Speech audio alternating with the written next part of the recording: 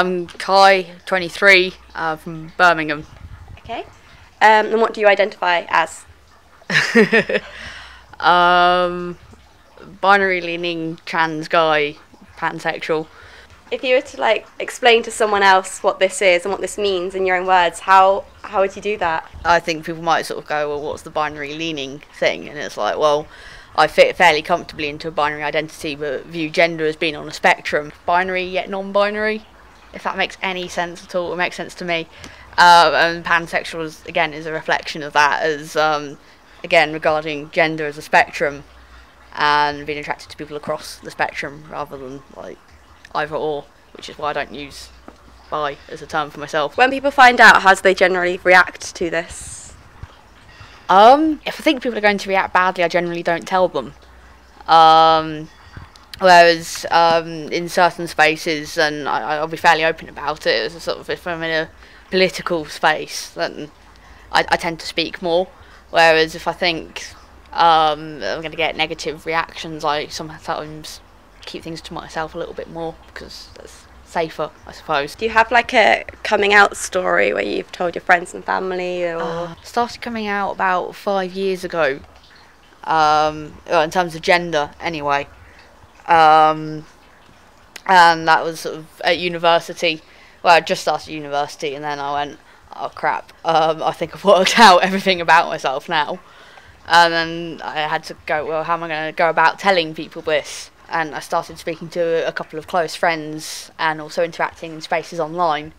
At the time I was part of Queer Youth Network, and there's another group called Gay Youth UK.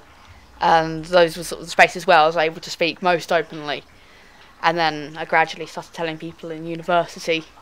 And I think within a year of that, I was fully socially transitioned.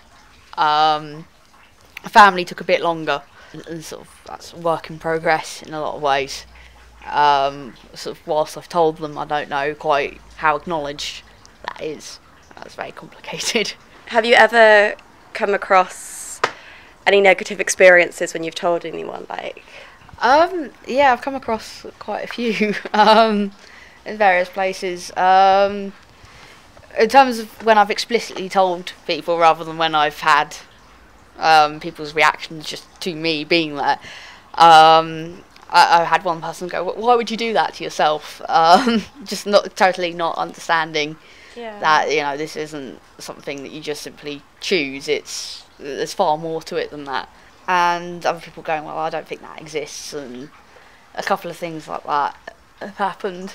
Again, I think I've been quite lucky in terms of the fact that I was already part of queer spaces before, and so I had a sort of very positive, friendly place I could go to and build my social life in, where I didn't have to worry as much about those kind of reactions. How do you feel that society in a whole is towards your gender, well, to all of your identity really? Because I know with other people, some they're not very educated, so it's very difficult for them to understand. And how would you feel?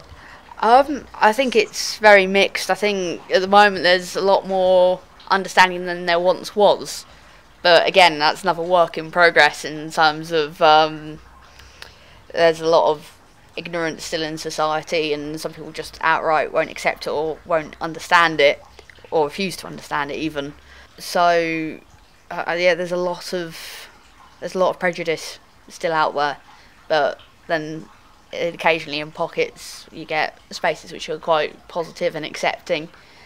So I'd say it sort of depends what context you're in, but I'd say society as a whole isn't that great on these sort of things. And sexuality, I think most people haven't even heard the term pansexual, so that means that's pretty much invisible.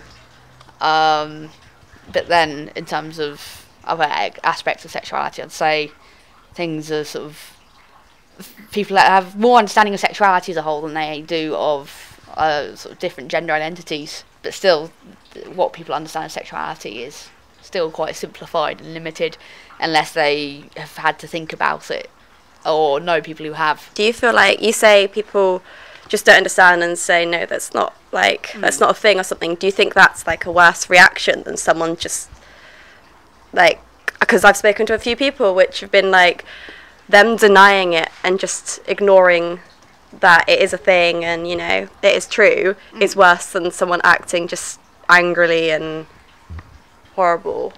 Well, I think that people who are discriminatory in any level have that view of it. It's not a thing. The question is, does that make them angry and hostile towards you, or whether they're just dismissive? So actually, I'd say someone being dismissive and saying that's not a thing is far better than someone, say, be sort of being aggressive in that viewpoint. Because I think people harass people on the streets whilst they recognise that person's belonging to whatever identity grouping from whatever, or they view that person as belonging to that identity grouping. Generally, that's also coupled with outright hostility. What advice would you give to anyone that are trying to come to terms with their identity? I guess it depends. If people are trying to sort of work out their identity, I think sometimes overthinking it can be a problem, because then you start going, well, am I this, well, am I that? When actually, sort of, it's all there before you anyway.